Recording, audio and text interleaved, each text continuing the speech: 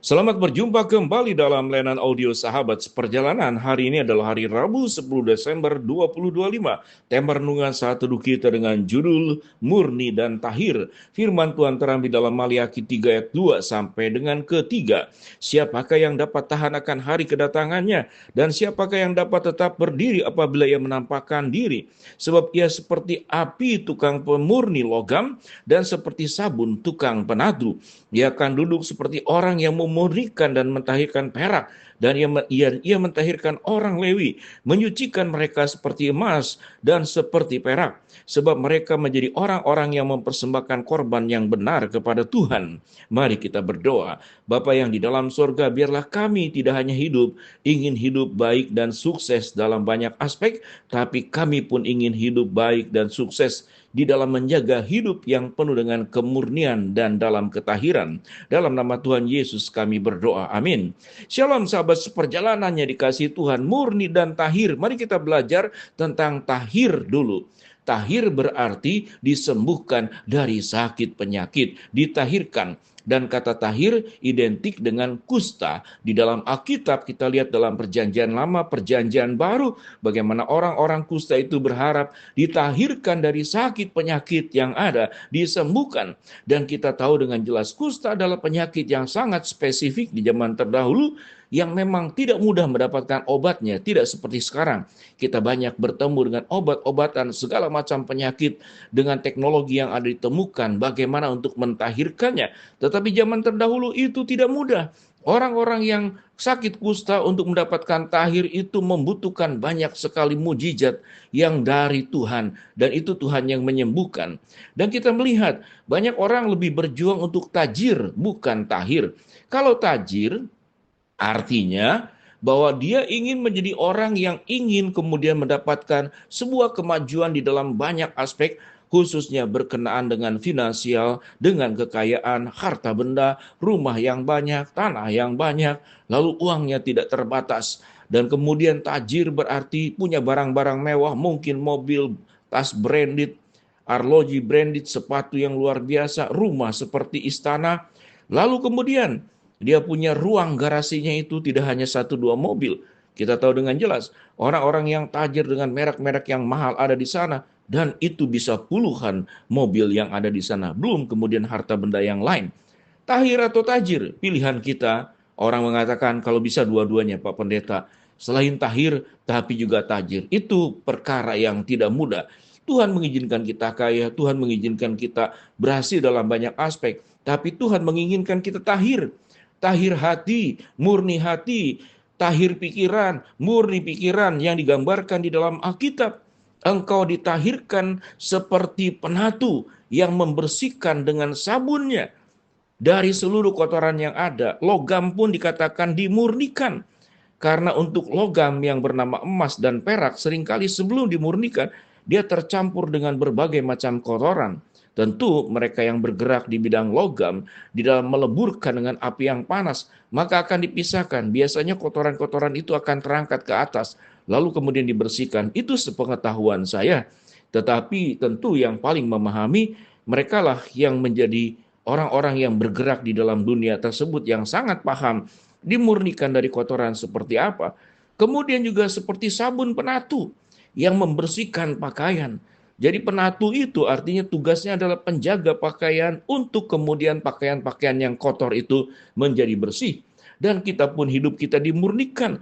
Kalau kita logam, kita bercampur dengan berbagai macam kotoran, maka itu pun perlu dimurnikan. Dan pemurnian itu lewat peleburan dengan api yang sangat panas. Sehingga api tidak hanya berbicara tentang membakar banyak aspek, tetapi api juga memurnikan kita, membersihkan kita. Dan kita pun juga dibersihkan oleh sabun daripada penatu, dari berbagai macam kotoran. Alkitab mengatakan, siapakah yang akan tahan datang dan bertemu di hari kedatangannya? Dan siapa yang dapat tegak berdiri apabila menampakkan diri?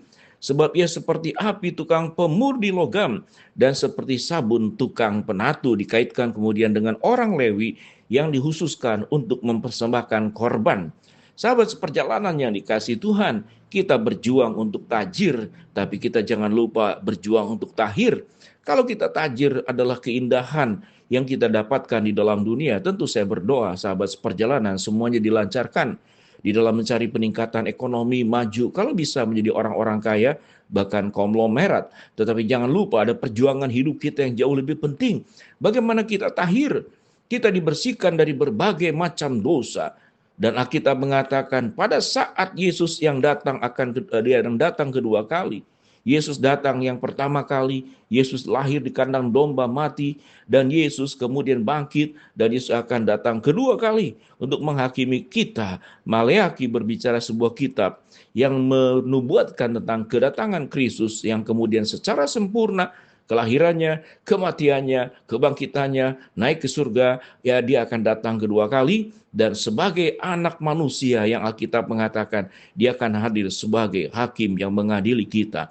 Mereka akan dimurnikan. Kita tahu dan kita sudah percaya, di dalam iman percaya kita diselamatkan bukan karena perbuatan kita, tetapi setiap kita yang sudah percaya kepada Tuhan, harus berjuang seperti logam yang dimurnikan, dibersihkan dari kotoran. Seperti pakaian yang kita kenakan, yaitu tidak hanya berbicara tentang pakaian, yaitu yang melekat di badan kita, tapi hidup kita yang dibersihkan dengan sabun tukang penatu. Sehingga kehidupan kita tidak hanya berjuang untuk tajir, tapi kita berjuang untuk hidup tahir, dibersihkan dari perkara dosa.